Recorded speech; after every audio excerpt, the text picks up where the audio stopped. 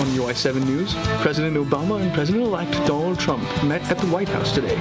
We have more on how students on campus are reacting to this change in presidency. Plus, the Illinois Maker Lab got a new partner. We'll show you how the newest addition to their lab was made. And Illinois men's basketball is looking forward to their season opener. We have a look at what tomorrow's matchup has in store for the Illini. Your UI7 News starts right now.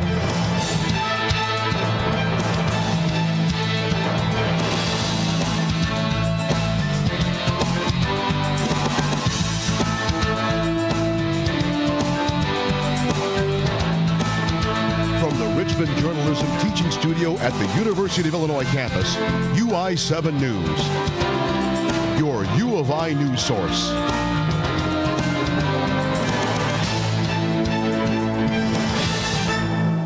Good evening, I'm Abraham Koshi. And I'm Jimmy Jackson. President Obama met with President-elect Donald Trump at the White House today to start a transition.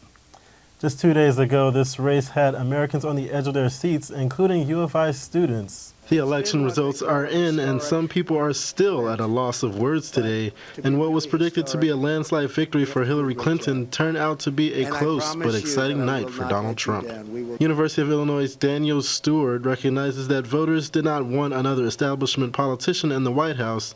Ultimately, Donald Trump seized on that opportunity. Within the Democratic Party as well as within the Republican Party, we've had a kind of an outsider challenging the established party leaders, and that's been something that both parties have had to recognize. In what is being called one of the biggest upsets in American politics history, 2 days after the election, people are still trying to digest Trump's historic victory. Probably initial reaction, I was really shocked. I didn't really see it coming. I was pretty confident going into it, and I think that most people were. I mean, even Trump's campaign. The media has kind of been slanted in her direction, so the fact that Trump was able to come back and just show everyone that the people were for him and not for Hillary, that was amazing to me.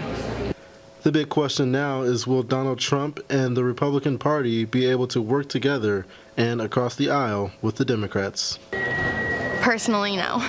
I think that their views are two ends of a spectrum, so I don't think that in the near future at all they'll be working together, but with everything being controlled by one party, my main concern is just losing all the progress that we have made. Donald Trump's speech, his victory speech, he called on the Democrats and the Republican Party coming together, and I believe that it's something that we really have to focus on because the country is more divided than ever. For now, this loss for Clinton will just be another crack in the glass ceiling. In Urbana, I'm Jimmy Jackson, UI7 News. The election of Donald Trump has led to celebrations and protests. Today in the Richmond studio, we're joined by a Trump supporter and U of I student, Katie Spangler. Thank you, Katie, for joining us. Thank you. Tell us, where were you on election night, and what was your reaction to the result? Well, it wasn't really anything exciting. I mean, there was a group of us that started out the night together, and because it went so late, slowly but surely, everyone kind of dropped off. And so, I mean, I was at my apartment, but it was very exciting, especially because, I mean, I think that with the Republican majority in the House and the Senate, as well as a Republican president-elect, we have a lot of opportunities to shake things up, which is something that personally I think that, needs to happen in Washington, D.C. However, I also feel a strong sense of urgency because Republicans, I feel like, have that responsibility now to show that, conservatism is something that that America needs right now. It's the best path for our country. And so I'm excited for the opportunities, but also it's time to get to work, and I'm excited to see that happen. Yeah, definitely. How does it feel, being a woman and a, conservative voter, being a woman when there's a woman running for president, there's the opportunity to have, the very first female president. How does it feel to, kind of be on the other side of that? Well, I mean, I am a very educated voter and tried to do what I could to make sure that I was voting for the right person. And at this time, I just didn't feel like Hillary represented my views and represented who I was as a woman and as a conservative and as a Republican. And so that's simply why I didn't vote for it. I wanted someone in the White House that represented me, and I didn't feel like Hillary did that. And so I'm excited for the thought of, a woman president. I think that is something that our country is going towards, and I think someday it will happen, but I didn't think that this election was the time for that. And kind of going off of that, what are you hoping comes out of Trump's presidency? Yeah, one of the main things that I hope comes out of this would be, the Supreme Court is going to have, we're going to have new justices because it's just getting to that time. And so one of the main reasons that I continue to support Trump throughout his run for presidency was the fact that he would be selecting those new justices. And so as a Republican, I wanted my views to be heard on that level. And so, I'm really excited to see that happen. Awesome. Thank you, Katie, for stopping by UI7 News tonight. Thank you. The result of the presidential election has caught many people off guard, and UI7's Corey Drake tells you how some U of I students feel the need to start a conversation. On Tuesday, we saw a nail-biting race to the White House. While some celebrated the outcome, many students needed emotional support. So a number of campus resources created post-election healing spaces for students yesterday. I talked to a student who told me what the healing spaces meant to her. Skylar Johnson has been coming to the Bruce D. Nesbitt African American Cultural Center for years. Yesterday, she visited for a different reason. The Cultural Center held a special healing space for those triggered by the presidential election results. Everything that Trump stands for is what this country was built on. It's white supremacy, it's racism, it's sexism, it's a lot of hate. I pledge to every citizen of our land that I will be president for all Americans. Matthew Eglin is a student leader at the Cultural Center. We had several student leaders contact our assistant director, Chiquita, and say, hey, can we have a healing space? And the healing spaces go on whenever something, traumatic or something detrimental happens to one of the martial arts groups. The Bruce D. Nesbitt African American Cultural Center is just one of the resource centers on campus implementing these healing spaces. Other places include the LGBT Resource Center and the Women's Resource Center. Despite the negativity, Johnson hopes that people continue to stay positive and grounded. When we talk about hope, we also need to talk about the reality. It's great to have hope. It's great to say, we can push through, we can do this, but we need to be concerned about what could possibly happen in the future. What will the future look like for our communities, the Black community, Latina community, LGBT community? For UI7 News, I'm Corey Drake. Some students may be trying to heal, while others are opting to hug. Students gathered on the quad yesterday to spread the love through free hugs. The students gathered together to hold hands in support of positivity on campus. This train of hand-holding then turned into a Soul Train line with singing and dancing. The event started as a simple Facebook event. Organizers Zusha Rodriguez says the outcome was more than she could have ever hoped for. My heart is swelling and bursting with so much joy at the thought that, they are one, this is all individuals. I am one individual, and all we did was say, we're going to come out here and we're going to hold hands, and now this is what has transformed. The students hope this event will inspire others to help spread hope and love. And now moving on to the greater Champaign-Urbana area, Unit 4 schools are celebrating the passing of a big referendum. UI7's Julia Hinders has a story on the board's next steps now that their hard work has finally paid off.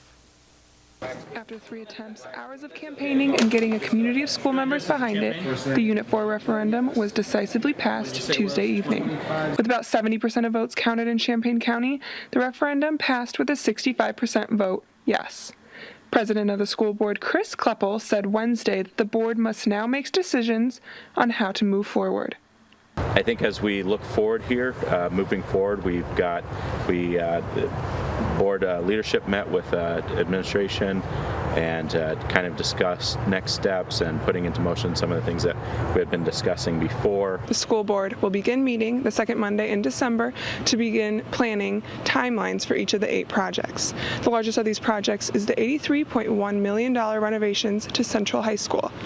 And although there's much work to be done before these renovations begin, Members of the board say they're letting the success of their hard work soak in. There's a lot of work to be done, and there's a lot of conversation to be had. So taking that deep breath, kind of enjoying that, and then moving forward. Senior Dallas Caldwell says the renovations to Central High School are just as important to her, and that they are about so much more than the money. This will help, like, education. I mean, a lot of kids don't pay attention in class because, you know, the books, like, people are bored, and if we have more technology, this can help them stay more on top of stuff and focused and help them get the better grades that they want. The board says they are still months away from making big decisions, such as choosing architects and bidding out each project. But they hope initial meetings will set a good tone for the future of these projects. In Champaign, Juliet Hinders, UI7 News. Another sunny, gorgeous day in central Illinois today. Wonder if we're going to have a good night in store, too. Let's check in live with UI7's Amelia McGoverill with a look at tonight's Fastcast. It's that time of year when it's getting dark at around 5, and right now it's about 55 degrees with clear skies. Still mild for this time of year, but what we have to look forward to is a frosty and cold start to the weekend. Now let's look at our Fastcast for tonight. When the sun is gone, so is the heat. Tonight we are looking at temperatures getting to a low of 42 degrees with wind speeds around 13 miles per hour. That wind will make it slightly colder, so be sure to bundle up if you're outside tonight. I'll be back in a few minutes with a forecast for the weekend and that football game in Wisconsin. Campus will be celebrating 20 years of sexual assault prevention courses this weekend. And there's a new man making waves on campus. More when we come back. While students are healing, they are also advocating. There is a question and answer session tonight at 7 p.m. about sexual assault on campus. The forum is hosted by Black Students for Revolution and Students Against Sexual Assault. The groups are discussing a demand for university to work against sexual violence with campus sororities and fraternities.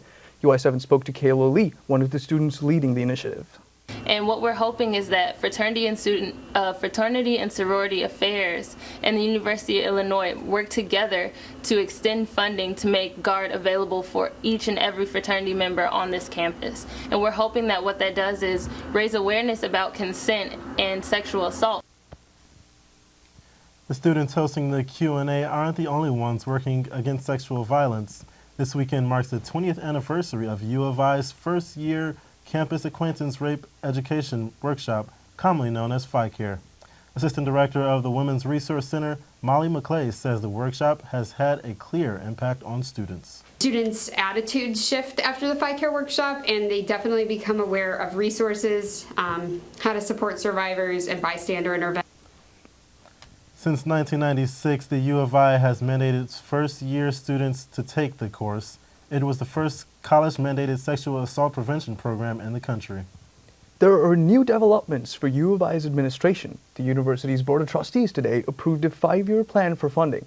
This is more than after a year of dispute between the governor and the state legislature. The board approved the plan this morning in Chicago. It's called the Investment, Performance, and Accountability Commitment. It will give $662 million a year to the 3 university campuses until 2022. This is in the hopes that the result will be stable funding. This money will be provided contingent on the university meeting certain student retention and graduation rates. President Timothy Killeen sent out a mass mail this afternoon. It addressed how this plan hopes to ease the anxiety about the budget and provide a meaningful way forward for the campuses. After a tense week, Americans are preparing to celebrate veterans. Fighting Illini Army ROTC will be holding a service at 5 o'clock tomorrow evening at the Armory. The tri-service ceremony with Army, Navy, and Air Force ROTC units will be followed by a reception. The ceremony will recognize and honor the sacrifices and contributions made by military veterans. The university has a large veteran population. In the fall 2015, there were 315 students enrolled and veterans enrolled. There are 124 grad students and 191 undergrads. The Illinois Maker Lab has a welcoming new face. UI7's Miranda Holloway tells you how months of work by staffs and volunteers got him his new gig. A man named Max came to life with the help of Illinois Maker Lab. The 3D man has been in the printing process for 2 months. Yesterday, all the pieces came together.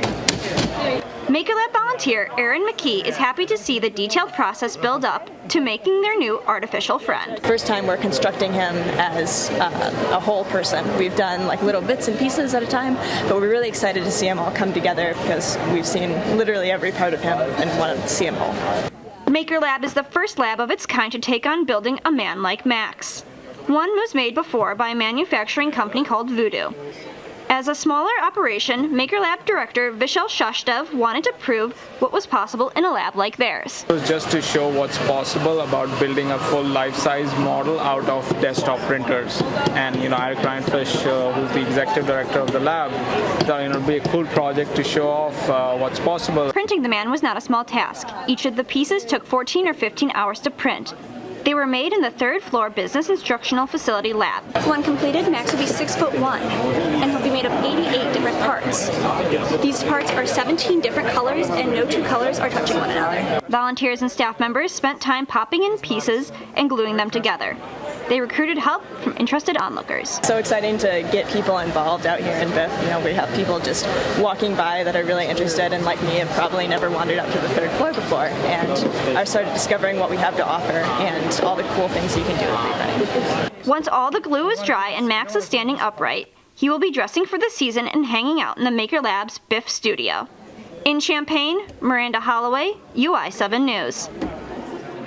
So Jimmy, didn't you help put together that thing last night? Yeah, my friend Billy, he actually works at the Maker Lab, and he took me there last night because he had to do some work, and by surprise, I just ended up helping them put the pieces together. And what was that process like? That was pretty cool. They had to use some super glue and some bolts on the inside, but it was pretty cool. Nice. Well, the warm weather, speaking of weather, the warm weather might not be sticking around for much longer. Coming up, we'll have a look at your weather for the weekend. It may really get chilly this weekend. Yeah, let's check with UI7's Amelia Mugavero to see what's in store for the weekend. That's right, Abe. We're definitely going to get into those cooler temperatures this week. And for this time of year, that makes a lot more sense. So for our local weather, we're still looking at mild temperatures right now. Right now, we're at 56 degrees in Peoria, 53 degrees in Champaign, and 54 degrees in Decatur. And those 50-degree mild temperatures are continuous throughout the Midwest region. We have Kansas City at 63, St. Louis at 58, and Indianapolis at 54. And it also doesn't feel like fall throughout the country either. Right now, the coldest temperatures we're seeing is Boston at 48 and Cleveland at 55. And down there in Miami, they're enjoying some 70-degree weather. But it doesn't look like fall, but it will get colder tonight when we get into those 40-degree, when we get into that 40-degree weather. Right now, it's going to be 42 with wind gusts around 13 miles per hour, and that's going to make it a little bit colder, so bring a jacket if you're going to be outside. And then tomorrow when the sun comes out, it's going to be up into the mid-50s, but also that wind gust is going to make it slightly colder, and we're going to look at partly cloudy skies that will also make it colder.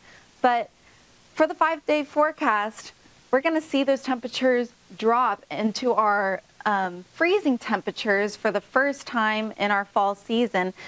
On Saturday and Sunday, it's going to be 31, which is definitely going to be colder than what we've been experiencing. But those temperatures are going to slowly increase on Monday and Tuesday. We're going to have a high of those upper 50s again. But overall, we're slowly moving into more fall weather. And for November, this is definitely a breeze for this time of year.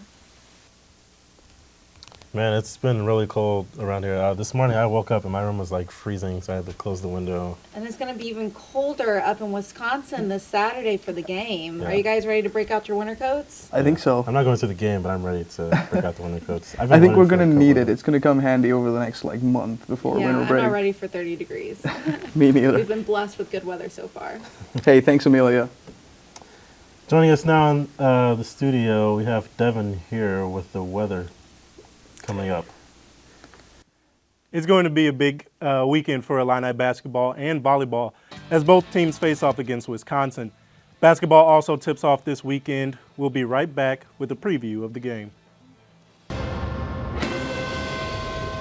Illini basketball is back in action. Tomorrow, the Illinois men's team will face off against the Southeast Missouri Redhawks. This will be the first regular season game at the newly renovated State Farm Center. The team had 2 exhibition games last week, beating both Washington and Lewis universities.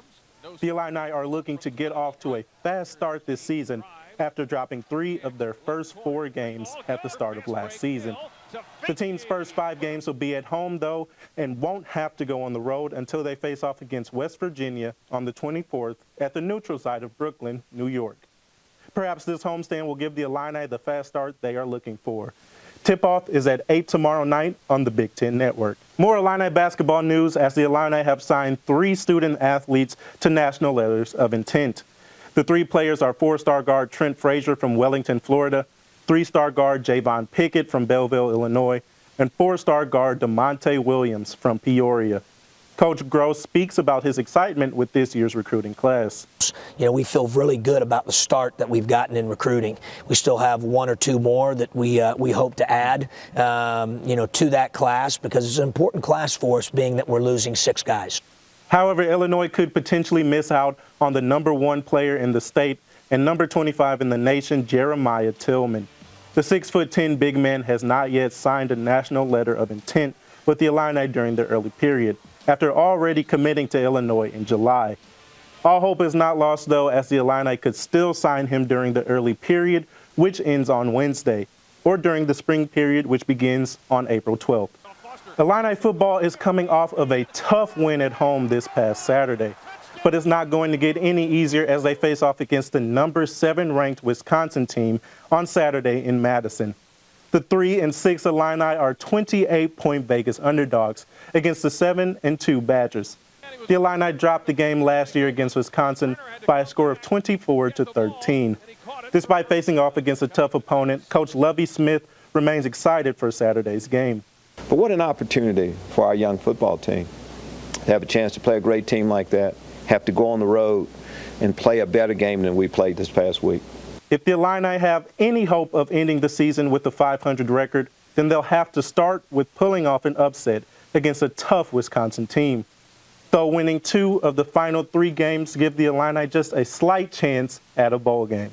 The football team isn't the only Illini group to have a tough game against a top 10 ranked Wisconsin team this weekend. The volleyball team will face off against the Badgers for the 2nd time this season tomorrow in Huff Hall. The number 3 ranked Badgers already beat the Illini earlier in the season in 4 sets. The Illini were ranked 14th in the country by the AVCA poll during the preseason and even remained in the top 25 before dropping all of their past 5 matches. The 14-11 Illini are currently 8th in the Big Ten standings and have another tough game against number 2 ranked Minnesota on Saturday. The good news for the Illini, though, is that their next 4 games are at home, where they are currently 6-3 on the season. That's all for UI7 Sports. Back to you at the desk. Thanks, Devin. There's an old saying that you're never too old to try something. That's apparently the case for 93-year-old Peggy Gruner, who recently crossed off an adventure off her bucket list. Gruner traveled from her home in Eau Claire, Wisconsin, to the Mall of America to zipline across the top of the mall. She called it one of the most exciting things she's ever done. That wraps up tonight's edition of UI7 News. Be sure to follow UI7 News on Twitter and Facebook. Good night and have a great weekend. I think that was okay.